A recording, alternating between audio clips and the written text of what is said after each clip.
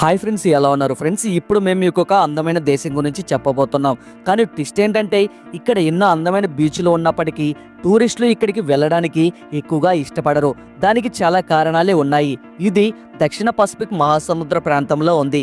చిన్న చిన్న దీవుల సముదాయంతో ఉన్న ఈ స్వతంత్ర దేశం అందమైన ప్రకృతి సౌందర్యానికి నిలయంగా ఉంది.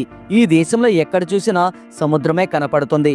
ప్రపంచంలోనే అతి చిన్న దేశాలలో ఒకటిగా ఉన్న ఈ దేశానికి టూరిస్టులు ఎక్కువగా వెళ్ళకపోవడానికి గల కారణాలు ఏమిటి మీకు తెలుసా? ఈ దేశం మరికొన్ని రోజుల్లో లేదా మరికొన్ని సంవత్సరాల్లో వరల్డ్ మ్యాప్ నుంచి పూర్తిగా కనుమరుగైపోవచ్చు. కానీ ఎందుకు? ఈ వీడియోలో తెలుసుకునే ప్రయత్నం చేద్దాం. కాబట్టి ఈ వీడియోలో చాలా ఇన్ఫర్మేషన్ ఉంటుంది. సో ఈ వీడియోని ఎక్కడా స్కిప్ చేయకుండా పూర్తిగా ఎండ్ వరకు చూడండి. అలాగే ఈ వీడియోకి మీ సపోర్ట్గా జస్ట్ లైక్ చేయండి చాలు. ఇలాంటి మరెన్నో అద్భుతమైన వీడియోలను మీరు మిస్ కాకుండా ఉండాలి అంటే మన ఛానల్కి ఇప్పుడే సబ్స్క్రైబ్ చేసుకొని పక్కనే ఉన్నటువంటి బెల్ ఐకాన్ని క్లిక్ చేసి యాక్టివేట్ చేసుకోండి. ఇంకా లేట్ చేయకుండా వీడియోలకైతే వెళ్ళిపోదాం. Let's get into start our video. Friends, ఈ అద్భుతమైన దేశం పేరు తువాలు. ఇది దక్షిణ మధ్య పసిఫిక్ ప్రాంతంలో ఉన్న ఒక చిన్న దేశం.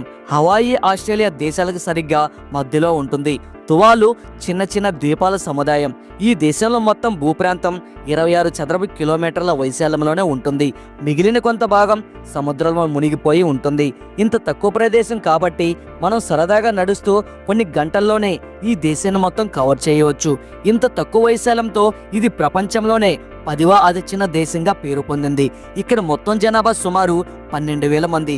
అవును, అంటే దాదాపు మన దేశంలో ఒక పల్లెటూరులో ఉండే జనాభా అంతా. ఇది జనాభా పరంగా ప్రపంచంలోనే 2వ అతి చిన్న దేశం. మరి మొదటి దేశం ఏంటో తెలుసా? ప్రపంచంలోనే జనాభా పరంగా అతి చిన్న దేశం వాటికన్ సిటీ. దీని జనాభా సుమారు 1000 లోపే ఉంటుంది. తువాలు బ్రిటిష్ నుండి 1978లో స్వతంత్రాన్ని పొందింది. అంతకంటే ముందు ఈ దేశాన్ని ఏలిస్ ఐలాండ్ అని పిలిచేవారు, ఎందుకంటే ఇది ఏలిస్ ఐలాండ్లో భాగంగా ఉండేది. 1978లో ఒక స్వతంత్ర దేశంగా ఏర్పడింది. ఈ దేశానికి సొంతంగా కరెన్సీ లేదు. వీరు ఆస్ట్రేలియన్ డాలర్ను తమ కరెన్సీగా ఉపయోగిస్తున్నారు. ప్రపంచంలోనే అతి తక్కువ టూరిస్టులు వచ్చే దేశాలలో తువాలు ఒకటిగా ఉంది. సుమారుగా సంవత్సరం మొత్తం మీద 2,000 మంది టూరిస్టులు మాత్రమే ఇక్కడికి వస్తారు. కానీ ఈ దేశం చూడడానికి ఎంతో అందంగా ఉంటుంది. సముద్రంలో ఉండే అగ్నిపర్వతం పేలడం వల్ల ఈ దీవులు ఏర్పడ్డాయి. అలా ఏర్పడే దీవులను పగడపు దిబ్బలు అంటారు. ప్రపంచంలో 4 దేశాలు మాత్రమే ఇలాంటి దీవులతో ఏర్పడ్డాయి. అందులో తువాలు ఒకటి. కాబట్టి ఇక్కడ ప్రకృతి చాలా అందంగా ఉంటుంది. సముద్ర మట్టానికి తక్కువ ఎత్తులో ఉండటం వల్ల ఎటు చూసినా అందమైన బీచ్లు కనపడతాయి. మొత్తాన్ని ఇసుకతో ప్రశాంతమైన సముద్రంతో చూడడానికి చాలా ఆహ్లాదకరంగా ఉంటుంది. ఈ దేశంలో ఎత్తైన కొబ్బరి చెట్లను కూడా చూడవచ్చు. ఇక్కడ టెంపరేచర్ కూడా తక్కువగానే ఉంటుంది. Highest temperature 29 డిగ్రీలుగా నమోదవుతుంది.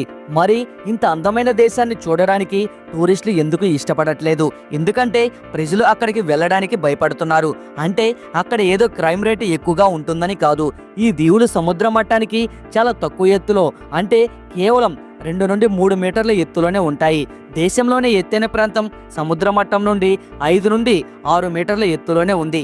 ఈ కారణంగా తువాలు అతి త్వరలో సముద్ర గర్భంలో కలిసిపోయే అవకాశం ఉంది. శాస్త్రవేత్తల అంచనా ప్రకారం గ్లోబల్ వార్మింగ్ కారణంగా ప్రతి సంవత్సరం సముద్ర మట్టం సుమారుగా 3 మిల్లీమీటర్లు పెరుగుతుంది. ఇది ఇలాగే కంటిన్యూ అయితే మరికొన్ని సంవత్సరాల్లో ఈ దేశం పూర్తిగా సముద్రంలో మునిగిపోతుంది.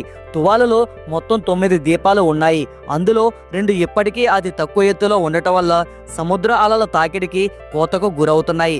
మరికొన్ని రోజుల్లో ఇవి మునిగిపోవచ్చు. తుఫానులు వంటివి వచ్చినప్పుడు ఈ దేశ ప్రజలు ఎన్నో ఇబ్బందులు గురవుతున్నారు. ఈ కారణంగానే టూరిస్టులు కూడా ఇక్కడికి వెళ్ళడానికి భయపడుతున్నారు. కానీ తువాలు దేశం యొక్క అందాల గురించి తెలిస్తే ఎవరికైనా ఖచ్చితంగా ఒకసారి అక్కడికి వెళ్ళి చూడాలని అనిపిస్తుంది.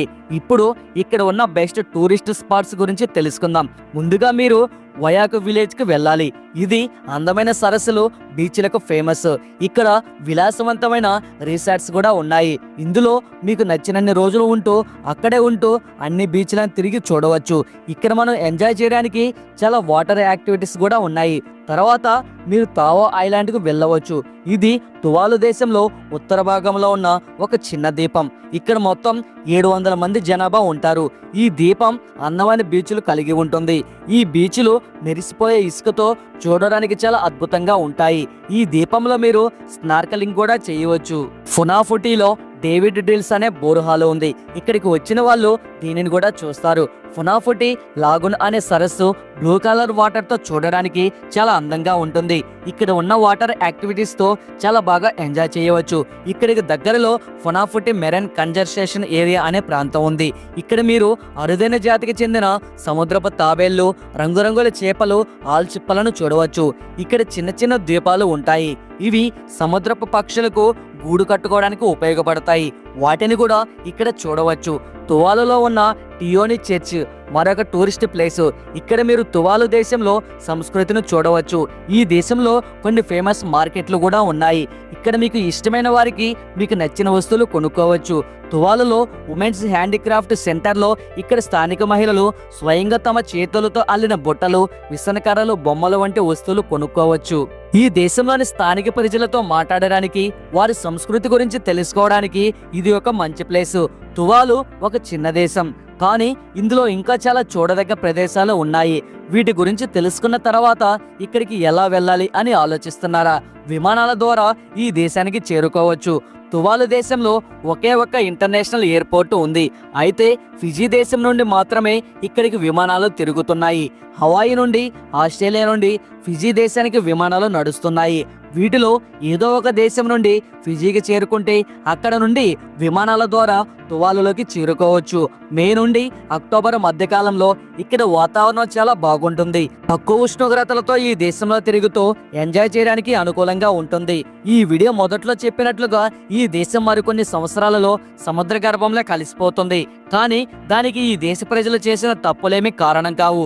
ప్రపంచంలోని మిగిలిన దేశాలన్నీ అభివృద్ధి పేరుతో పెద్ద పెద్ద ఫ్యాక్టరీలను ఏర్పాటు చేస్తూ వాటి నుండి వచ్చే విషవాయువులను నిర్లక్ష్యంగా వాతావరణాలకు వదిలేస్తున్నారు. దీనివల్ల వాళ్ళు ఉండే ప్రాంతాల్లో ఎయిర్ పొల్యూషన్ పెరిగి వాతావరణంలో కార్బన్ డైఆక్సైడ్ స్థాయిలు పెరిగి గ్లోబల్ వార్మింగ్ పెరగడానికి కారణమవుతున్నాయి. దీనివల్ల భూమి మీద ధ్రువ ప్రాంతాల్లో మంచు రూపంలో నిల్వ చేయబడిన నీరు కరిగి సముద్రంలో కలుస్తున్నాయి. ఇలా కలవడం వల్లనే సముద్ర మట్టాలు పెరుగుతున్నాయి. దీని కారణంగా సముద్ర మట్టానికి అతి తక్కువ ఎత్తులో ఉన్న టువాలు వంటి చిన్న చిన్న దేశాలతో పాటు ప్రపంచంలోని ఇతర దేశాలలో సముద్రం ఒడ్డున తక్కువ ఎత్తులో ఉన్న ఎన్నో అభివృద్ధి చెందిన నగరాలు కూడా సముద్రంలో మునిగిపోయే పరిస్థితులు ఏర్పడుతున్నాయి. సో ఇది ఫ్రెండ్స్ ఇవాల్టి వీడియో. చూశారు కదా, ఈ వీడియో మీద మీ అభిప్రాయం అనేది ఖచ్చితంగా మాకు కామెంట్ రూపంలో తెలియజేయండి. ఈ వీడియో మీకు నచ్చినట్లయితే లైక్ చేయండి, షేర్ చేయండి, అలాగే కామెంట్ కూడా చేయండి. మన ఛానల్ను ఫస్ట్ టైం చూస్తున్నట్లయితే ఈ ఛానల్కి ఇప్పుడే సబ్స్క్రైబ్ చేసుకొని పక్కనే ఉన్నటువంటి బెల్ ఐకాన్ క్లిక్ చేసి యాక్టివేట్ చేసుకోండి. Thanks for watching.